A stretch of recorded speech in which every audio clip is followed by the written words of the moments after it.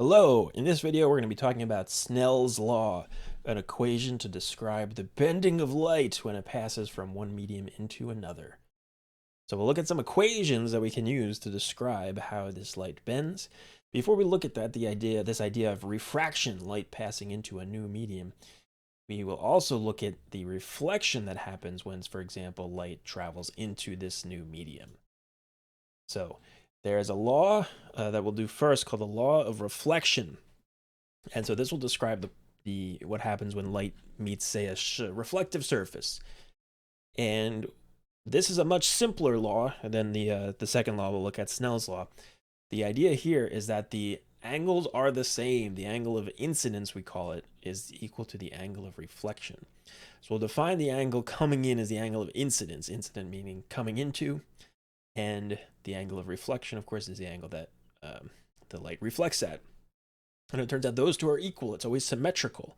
So if you come in at a shallow angle, you'll reflect at a shallow angle. If you come in at a steep angle, you reflect at a steep angle. If you come in dead on, you'll reflect dead on. And so a very simple law here. The one exciting thing to take note of is how we define these angles. And we'll also use this in Snell's law. We have this line here called the normal. And we measure our angles when we're looking in these types of problems and these types of optics problems with light. We measure these angles relative to this line. So remember that normal is a fancy math word for perpendicular. So normal just means it's a line perpendicular to the surface we are interested in. So maybe this is we're looking at air here and reflecting off of glass or something like that.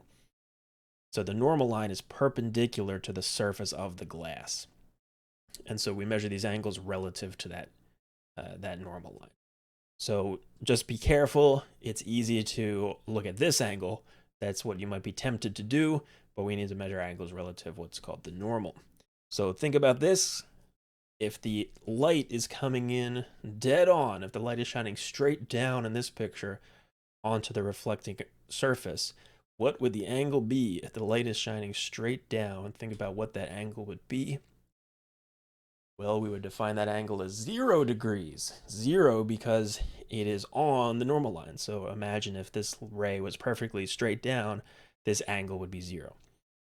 So again, it's tempting to maybe think of that angle as 90 degrees. It's 90 degrees from the surface, but it's 0 degrees from the normal, and that's the line we're going to use for our angle, so just watch out for that. So that's the law of reflection, nice and easy.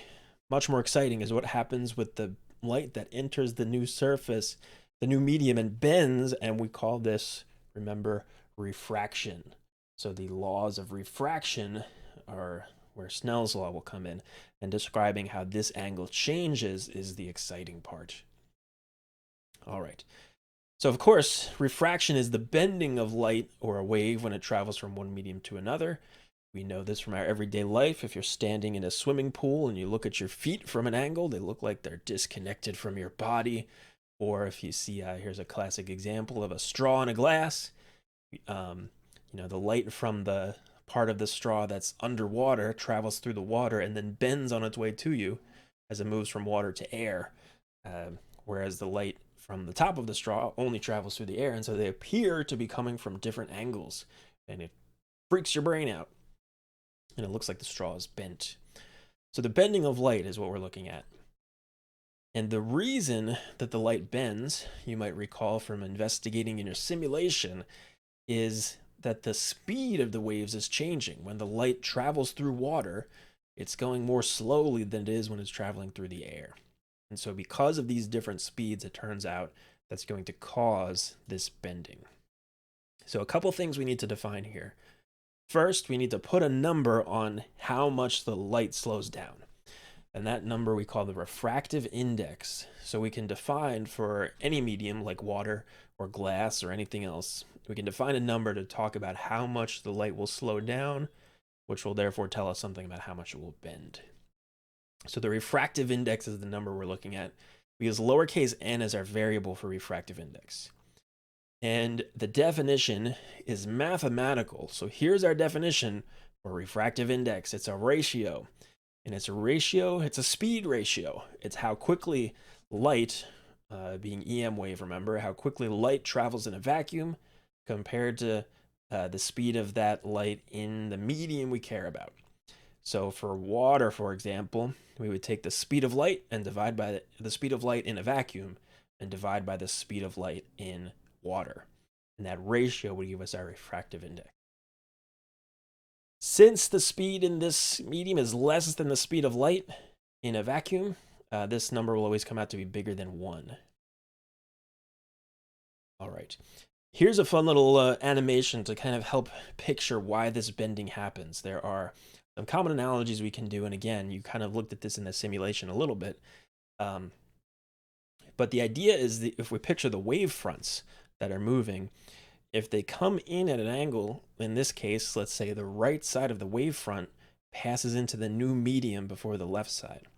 So this kind of line, if you can see it across the middle, represents this boundary. So maybe we're moving through the air here and we're moving through the glass here, or water, or whatever you like.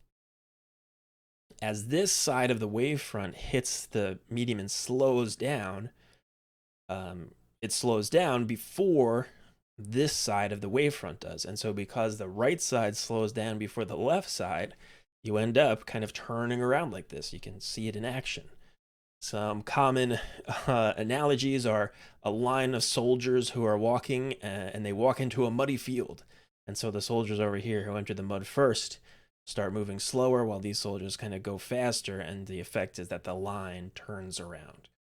So we see this turning happens because the light slows down. So if it enters at an angle, it's going to bend because of that slowing.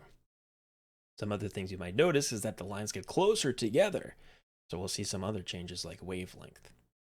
All right, but there you go. That's the definition of refractive index. This one is not in your data booklet.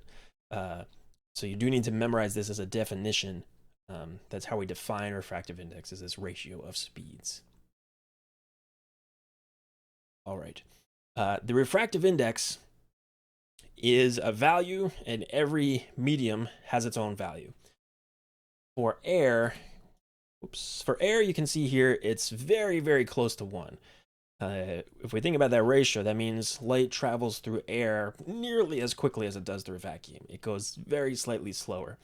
But because it's such, it's 1.0003. We will very rarely be working at that level of precision, and so it is perfectly fine for our purposes to assume that if you're traveling through air or through a vacuum, refractive index is 1 exactly. But you'll see for all kinds of different materials, you have different refractive indices. So just some examples here. Water is one you'll see a lot, is 1.33. Different types of glass can be around 1.4-ish, 1.5-ish. Notice diamond, very high, 2.42. Light travels almost 2.5 times slower through a diamond than it does through the air. This is, fun fact, what makes diamonds so sparkly and beautiful, as the light is moving very slowly through them and it bounces all around, and that gives it this interesting kind of sparkle effect when light hits it and passes through. All right. So these are refractive index for different materials. Again, you will be given the refractive index unless, say, you need to solve for it. But you're not expected to memorize anything other than the refractive index of air and the refractive index in a vacuum is exactly 1. So let's look at the equation then, Snell's law. So Snell's law puts all of these things together, and it tells us how the angle of the incident ray and the angle of the refracted ray will be related. So here's the sketch we want to make. We have 2 different mediums with 2 different refractive indexes, N1 and N2. We're going to define a couple angles. Theta 1 will be our angle of incidence, and theta 2 we'll call our angle of refraction. Sometimes you'll see these as theta I and theta R. In the IB, they typically use 1 and 2, but you might see it both ways. So we can see, again, we're going to define our angles relative to the normal, and we can look at how much bending there is by comparing these 2 angles. Lucky for us, this relationship has already been studied, and the complicated derivation of the equation has been done by our good friend Willebrod Snellius, was his name. And so here's Snell's law. This is the relationship. All right, so we have lots of ratios happening here. On the first, we have a three-part equation.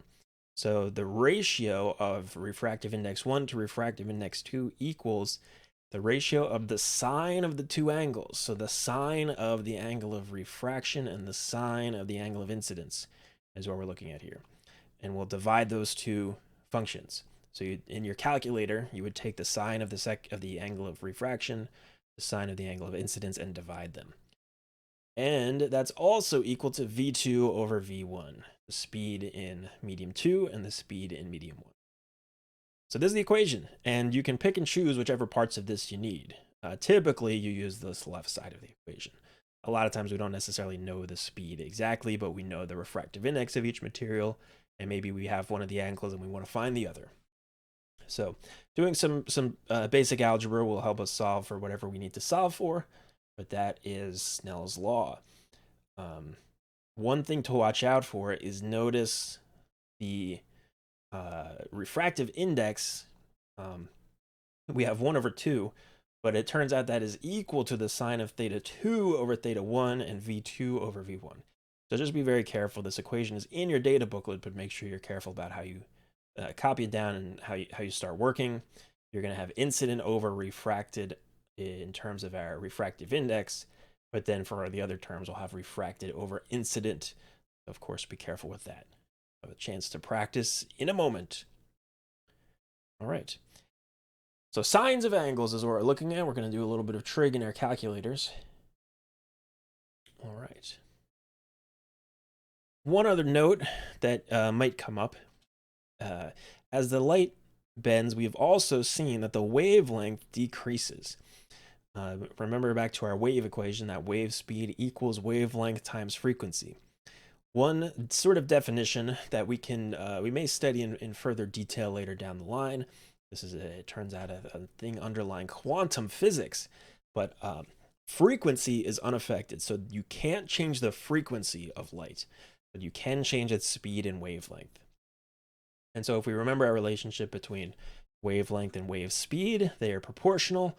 And so we can tack on one last part to this equation, which sometimes comes up. Honestly, not very often, but you might see some wavelength stuff. And so one sort of trick, this is not in the data booklet, they expect you to be able to do this knowing that wavelength depends on speed. If the speed ratio is a certain number, the wavelength ratio would be that same number. So we can also use the wavelength ratio in Snell's law if we need to. Again, sometimes that will come up, but not super often. Okay.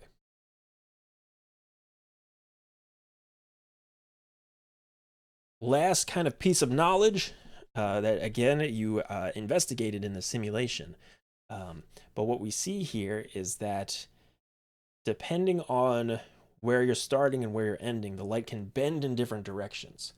So the sort of typical way we see it is something like this, where you're usually going from air into some other thing. So air into water or air into glass. And in that case, we see the angle gets smaller since we're talking about it relative to the normal.